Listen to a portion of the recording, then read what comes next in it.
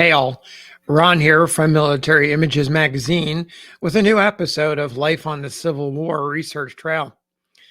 Today, I want to take you to Berlin, Maryland on July 17th, 1863, exactly 2 weeks after the Battle of Gettysburg. In camp of the 1st Ohio Light Artillery in Berlin, First Lieutenant George Washington Norton, he's pictured here, is seated and he's writing his official report of the battle and the participation of his Battery H at Gettysburg. His artillerists manned a half dozen muzzle-loading rifled cannon with confidence that they had gained on numerous battlefields, including Fredericksburg and Chancellorsville. I want to read to you I'll call it his unvarnished report. It's a bare bones statement of his battery's participation in the momentous fight. I think it's representative of the after action reports that are submitted by officers on the front lines of Gettysburg and other battles. So let me read it to you. It says, Report of Lieutenant George W. Norton, Battery H, 1st Ohio Light Artillery, Berlin, Maryland, July 17th, 1863.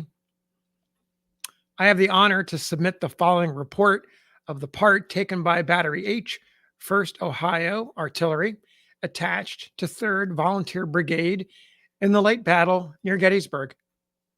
The battery was put in position on Cemetery Hill on the 2nd instant, about 4 p.m., under the direction of Major Osborne, Chief of Artillery, 11th Corps, and opened fire on a rebel battery situated on the right of the town and continued firing at intervals all the afternoon.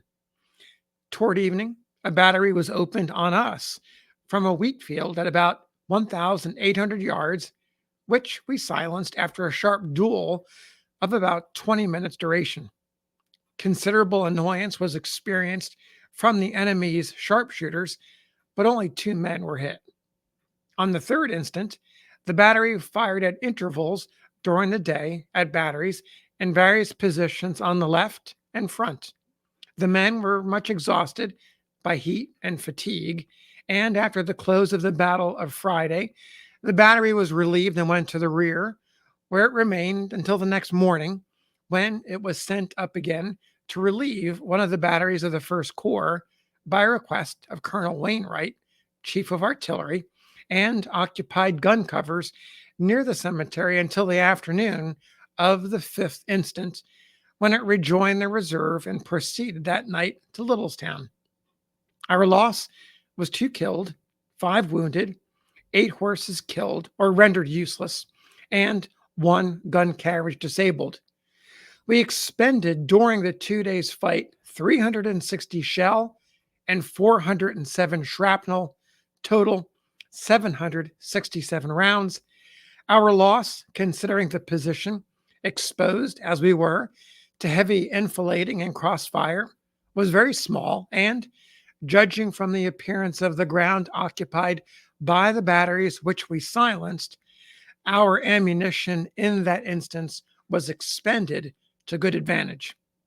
All of which is respectfully submitted, signed, G.W. Norton, 1st Lieutenant Commanding Company H, 1st Regiment, Ohio Light Artillery.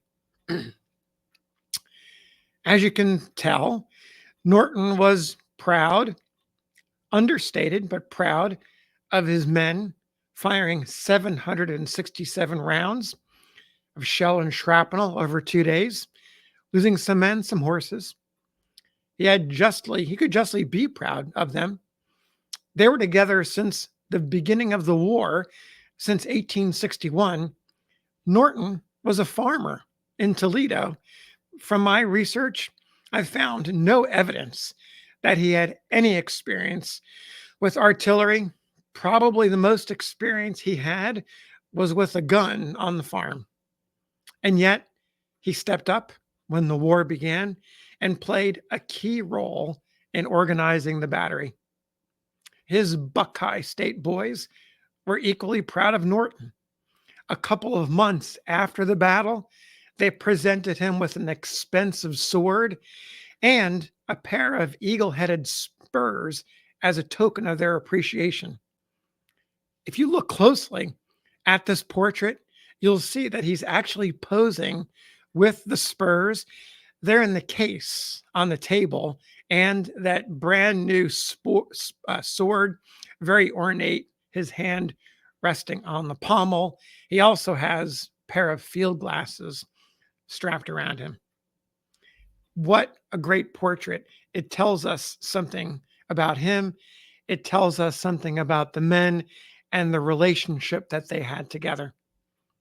I may be reading too much into this portrait, but I can't help but sense that his pride and honor at receiving these gifts from his grateful comrades, the men who looked to him as commander, it seems to be calling to us right out of that photograph, right across 160 years of time.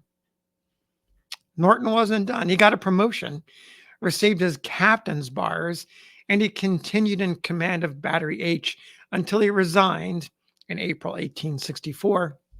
His men continued on fighting in Virginia, all the battles of the Overland Campaign and the Siege of Petersburg before they all mustered out. In June of 1865, the survivors of Battery H reported to camp in Cleveland, Ohio, to be mustered out of the Army. There's a great story about them in the Cleveland Daily Leader from June 13th, 1865. Person visiting the camp who signed his name only as Mick, MC, described the scene. I want to read it to you. Quote, "Their faces and bearing are so firmly associated with the forts, breastworks, and Virginia surroundings that it was hard to realize that they really were in a land of peace and were soon to become citizens again. If they make as good citizens as they have soldiers, no more need to be asked of them from this republic, for I think it is doubtful if there has been an organization of their number from Ohio that has done their country greater service. But the war is over now, and in a few days they will be wearing citizens' clothes and about their respective duties in Toledo and Marietta, from whence they hail.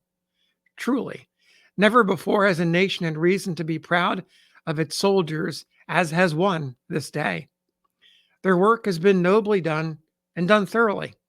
We trust that the rulers may now have the nerve to do their parts as faithfully. We have to meet the soldier who does not want to have both traitors and assassins pull at the same weed. All say death to the leaders is justice to the cause of humanity.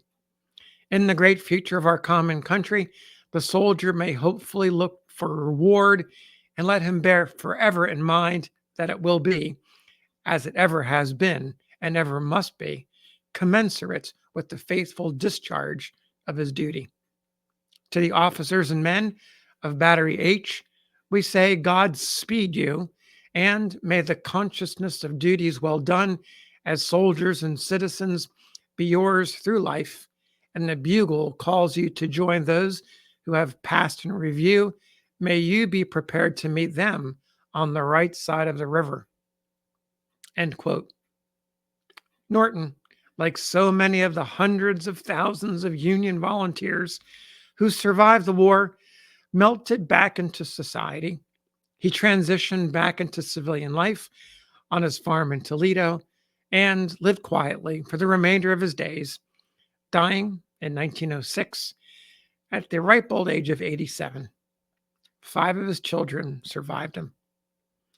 So there you have the story of George Washington Norton, Battery H, 1st Ohio Light Artillery.